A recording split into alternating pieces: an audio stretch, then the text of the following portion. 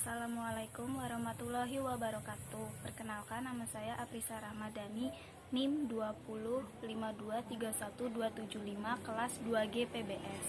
Di sini saya akan menceritakan tentang Perjanjian Giyanti 1755 dan terbentuknya Jawa. Perjanjian Giyanti merupakan suatu peristiwa besar di masa lalu. Situs sejarah ini hadir sebagai suatu perekat ingatan kolektif masyarakat dengan peristiwa tersebut. Perjanjian ini lahir sebagai suatu kesepakatan segitiga politik antara Pakubuwana III, Pangeran Mangkubumi, dan Perserikatan Perusahaan Dagang India Belanda atau yang disebut dengan VOC pada 13 Februari 1755. Nama Giyanti sendiri diambil dari tempat atau lokasi pendatanganan perjanjian, yaitu di Desa Janti. Dalam pelafalan Belanda ia tersebut sebagai Giyanti dan secara tertulis ia terbaca sebagai Giyanti. Tempat tersebut sekarang dikenal dengan Duku Kerten, Jatiharjo, Karanganyar, Jawa Tengah. Di masa lalu, perjanjian ini dibuat dalam rangka sebagai peredam api konflik yang telah terjadi berlarut-larut pasca pemindahan Keraton Kartosuro ke Surakarta. Api dari peristiwa geger pencinaan ternyata belum usai. Ketika itu, Mangkubumi yang membantu Pakubuwana II dalam meredakan api konflik mendapatkan hadiah sebidang tanah dari Pakubuwana II. Namun, luas tanah tersebut menimbulkan suatu kecemburuan. Salah seorang pangeran mengadukan ketidakadilan tersebut kepada Gubernur Jenderal Baron van Imhoff. Kemudian, Gubernur Jenderal di Batavia tersebut mengeluarkan keputusan bahwa yang membuat tanah tersebut tidak jadi dimiliki oleh Mangkubumi. Akhirnya dia meminta izin kepada kakaknya, yaitu Pakubuwana II. Daripada lebih baik buanglah saja saya, buanglah kemana di mana saya tidak bisa kembali ke Jawa, sehingga diberi sangu 3.000 ril. Ini untuk jatah makan anak buahmu, silahkan pergi. Sejak saat itu, pecah perang Mangkubumen, puluhan ribu prajurit kompeni, prajurit Jawa meninggal. Perlawanan ini mendorong Gubernur VOC untuk Jawa Utara, Nicholas Harting, mengambil sikap untuk menyelamatkan daerah operasionalnya. Secara tertutup, Harting melakukan perundingan dengan Pangeran Mangkubumi. Setelah beberapa kali melakukan perundingan, Harting sepakat dengan keinginan Mangkubumi yang hendak menjadi penguasa di tanah Jawa. Pada 23 September 1754, nota kesepahaman antara VOC dan Mangkubumi terlaksana, dan nota tersebut disampaikan kepada Pakubuwana III sebagai pengganti Pakubuwana II. Nota tersebut menyatakan bahwa Pangeran Mangkubumi mendapatkan wilayahnya. Pada 4 November 1754, Pakubuwana III menyatakan persetujuannya terhadap hasil perundingan Gubernur Jawa Utara dengan Mangkubumi tersebut. Surat pernyataan tersebut disampaikan oleh Pakubuwana III kepada Gubernur Jenderal VOC Jacob Mosel.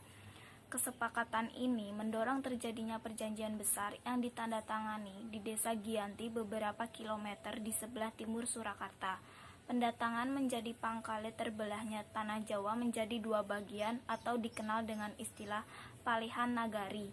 Hal ini menjadi awal naik tatahnya Mangkubumi di Yogyakarta sebagai Sri Sultan Hamengkubuwana I dengan gelar Senopati Ingalogo Sayidin Panotogomo Khalifatullah. Sejak ditandatangani perjanjian tersebut pada 13 Februari 1755.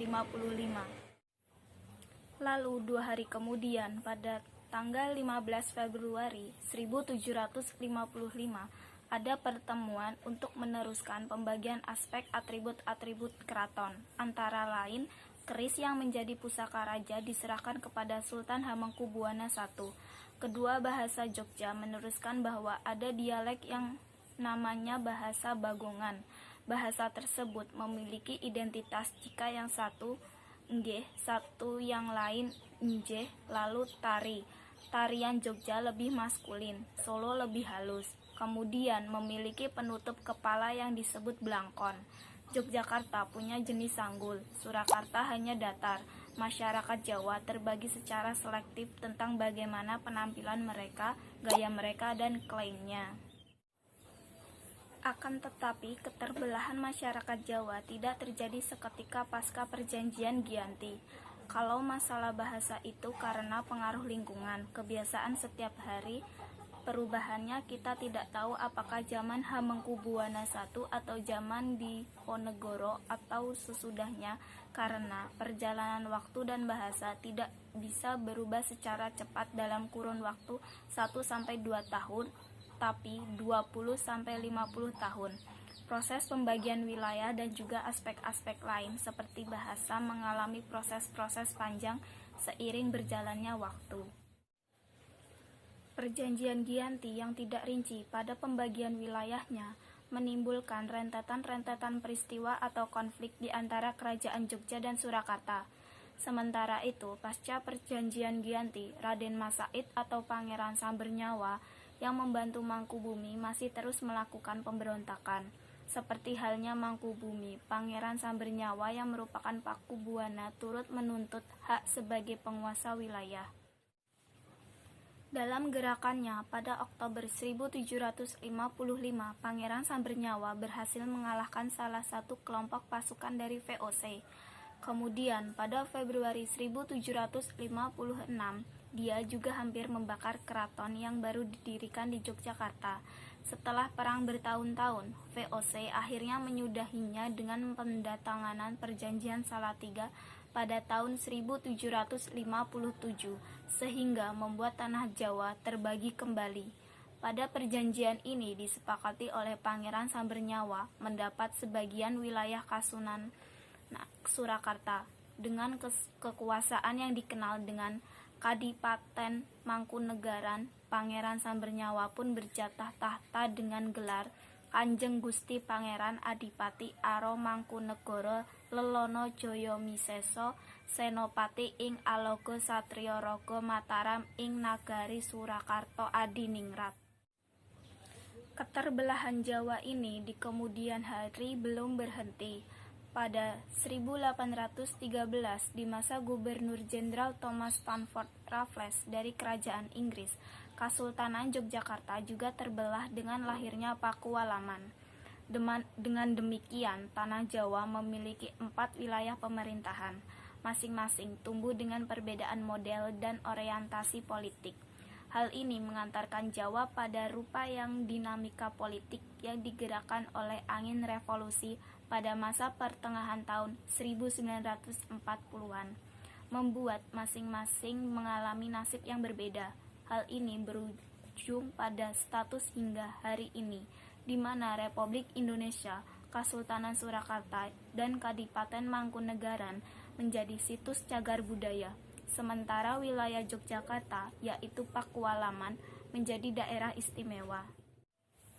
Sekian cerita dari Perjanjian Giyanti 1755 dan terbentuknya Jawa yang dapat saya sampaikan. Kurang lebihnya saya mohon maaf. Wassalamualaikum warahmatullahi wabarakatuh.